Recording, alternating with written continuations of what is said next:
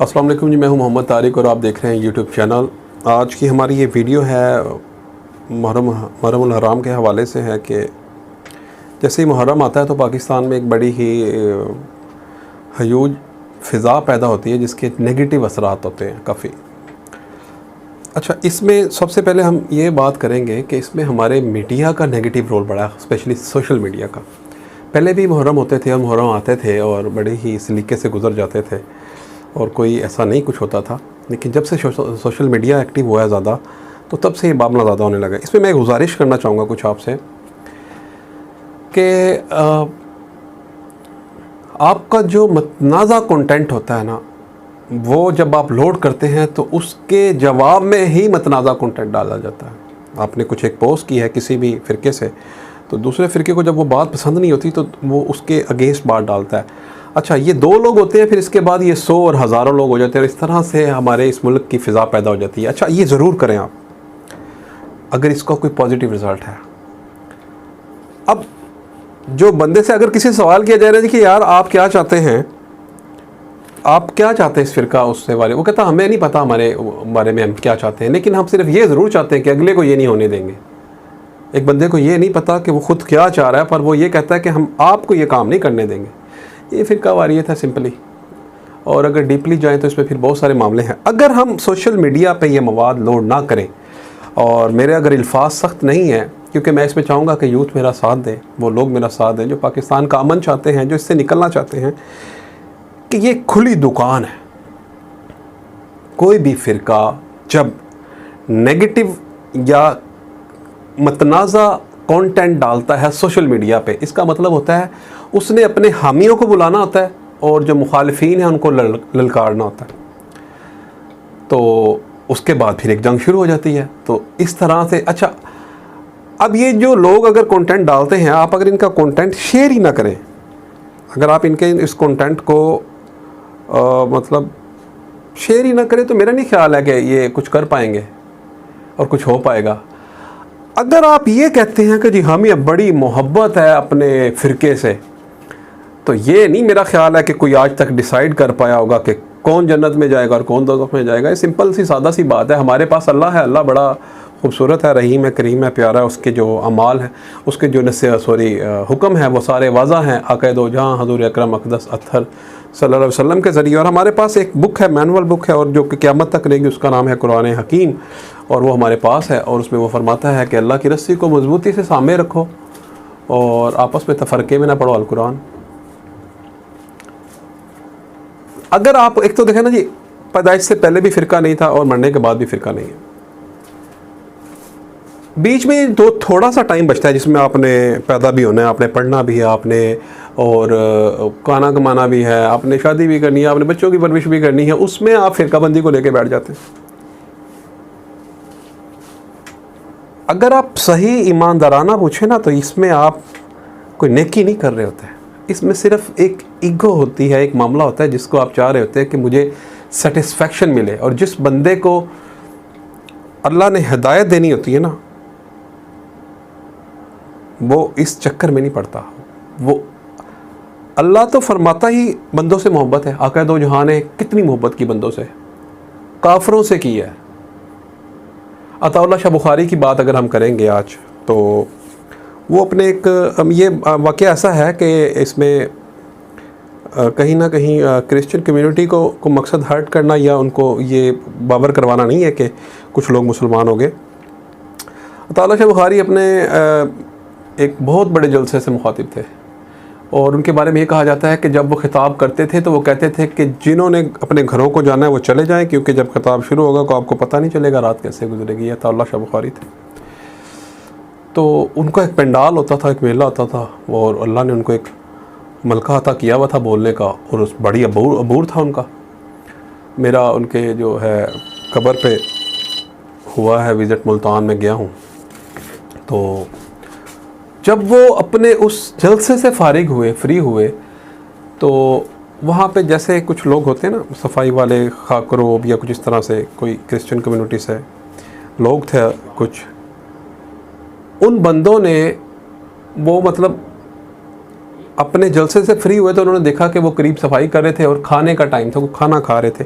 तो आपने उसको बुलाया, उसने कहा कि जी आप आओ हमारे साथ खाओ। एक तो वो बंदा बड़ा परेशान हुआ क्योंकि उसने वो मेला देखा हुआ था और उस मेले के जो सरबराह थे वो अब्दुल्ला शाह बुखारी थे, वो बड़ा परेशान था। उसने कहा जी मैं फ़लाना हूँ, तो मैं आपके साथ खाना कैसे खाऊँ। आपने कहा कि कोई बात नहीं, ये मेरे हाथ से खाना खाएँ आप।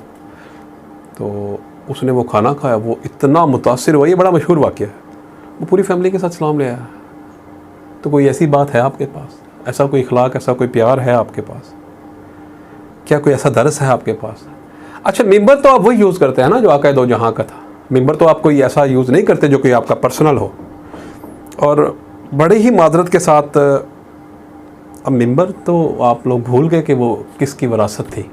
अब तो इतनी खूबसूरत मेंटेन्ड दुकानें हैं कि जनाब बेहतरीन बिज़नेस हो रहा है। और ये बिज़नेस हो सिर्फ इसी उस पर रहा, फ़िरका वारायत पे, अदरवाइज़ तो कहाँ से आप कर पाएंगे। मेरी एक छोटी सी कोशिश है कि हम लोग मिल के, यूथ मिल के इसको थोड़ा देखें। अगर आपने नमाज़ पढ़नी है तो आप जानते हैं आपने कैसे पढ़नी है, कितने वक्त की पढ़नी है। अगर आप चाह रहे हैं कि आपको अपनी इस्लाह करनी है तो आपके पास डाटा मौजूद है, आप इस्लाह की तरफ अगर निकलना चाहते हैं। अगर जो आपके आबा व अजदाद का मसलक था, फ़िरका था, आप उसी में रहना चाहते हैं और उसी में रह के तो फिर आप इसी तरह से जो है बेहरा रवि का शिकार रहेंगे। आप रिसर्च करेंगे, आप ढूंढेंगे, रास्ता तलाश करेंगे तो आपको ज़रूर मिलेगा। एक इसमें बड़ी खूबसूरत बात और है जो मैं आपको ऐड करना चाहूँगा। ये मेरे वासिफ़ अली वासिफ़ साहब फरमाते हैं कि अगर आप इस बात पे बाज़िद हैं कि आपके पास टाइम नहीं है, रिसर्च भी करनी, कुछ नहीं करना, तो फिर आप अपने फ़िरके को अपने सीने में रखें, अपने तक महदूद रखें। अच्छा, अब बड़ी बात यह कि अब घरों में भी, एक घर में भी 3-3 फ़िरके वाले लोग मौजूद हैं और ये कई मिसालें माशरे के अंदर। तो वो भी तो उस घर में बसते हैं ना।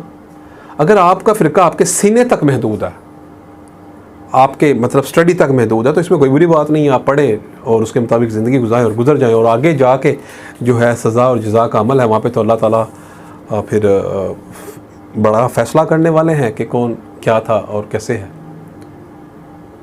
तो इतनी गहमा गहमी और रश के अंदर जब आप बात करते ही मतनाज़ा हैं तो इसका मतलब है देयर इज़ समथिंग रॉन्ग।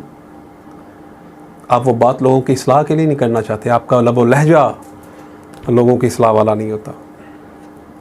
समझाने के तरीके और होते हैं, लड़ाने के तरीके और होते हैं। तो इस मुहर्रम में इंशाल्लाह अब मैं आपसे गुजारिश करूंगा, रिक्वेस्ट करूंगा, क्योंकि ये बड़ा ही सेंसिटिव इशू होता है इस पे बात करना, क्योंकि लोगों को इससे गर्ज ही नहीं है। तो लोग बात क्यों करें, कोई किसी को समझाए कि वही बात है। मेरा भी ना चाहते हुए एक फ़िरका है और हमने ये सीखा है अपने बुज़ुर्गों से, बड़ों से, और अल्लाह का फ़ज़ल है कि आप जिस चीज़ को सही समझते हैं उस पर आप कायम रहें। जज़ा सज़ा अल्लाह ने देनी है। हाँ, उस बात को लेकर आप किसी पे रोब ना जमाएं, किसी को डिग्रेड ना करें कि जनाब आप ये जो कर रहे हैं ये ठीक नहीं है और हमने जो किया यही ठीक है और ये बात कहाँ पे लिखी है और वो बात कहाँ पे लिखी है। मैं एक छोटी सी मिसाल दूंगा। इस मिसाल को प्लीज़ गलत ना समझा जाए, बस सिर्फ इसलिए दूंगा कि आप देखें कि इस मिसाल का कोई ताल्लुक़ है।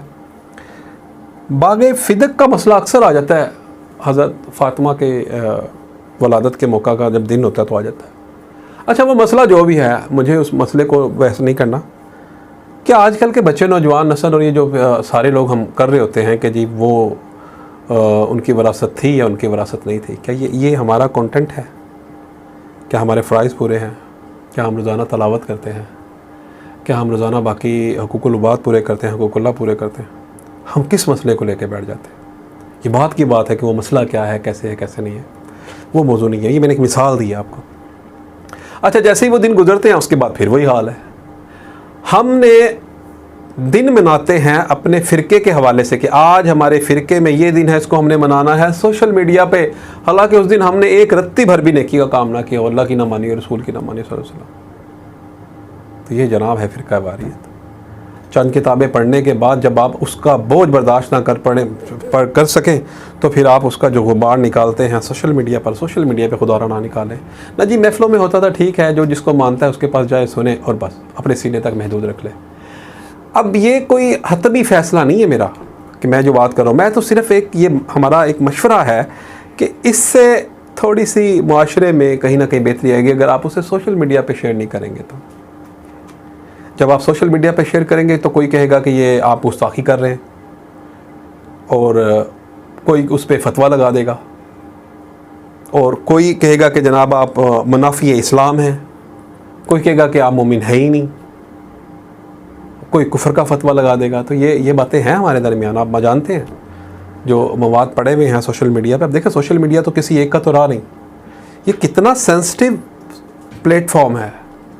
छोटे छोटे बच्चे खड़े होते हैं मिंबरों पे, और अगर उनसे मसाइले उसल पूछे तो मेरा नहीं ख्याल उनको पता होगा। और बड़े बड़े लोग होते हैं, बड़े बड़े तुर्रे वाले मौलाना हजरात भी होते हैं, तकब्बुर झलक रहा होता है उनके बॉडी लैंग्वेज से, उनकी बातों से। तो अच्छा, अब ये मेरा अकेले का तो मसला नहीं है, हम मुसलमान हैं, हम पाकिस्तान में रहते हैं। हमारे मुल्क में तो पहले ही बड़ी क़यादत की जंगें छिड़ी हुई हैं, कुर्सी की जंगें छिड़ी हुई हैं, इक़्तिदार की जंगें छिड़ी हुई हैं, और कोई भी इदारा महफूज नहीं रहा क्रिटिसिज्म से, हर इदारे पे तनकीद हो रही है। तो मैंने सोचा कि मुझे अपना रोल प्ले करना चाहिए। हमारा सोशल मीडिया पे हमारे कई प्लेटफॉर्म चल रहे हैं, तो ये वीडियो एक सदका जारिया है समझने वालों के लिए जो समझ सकें।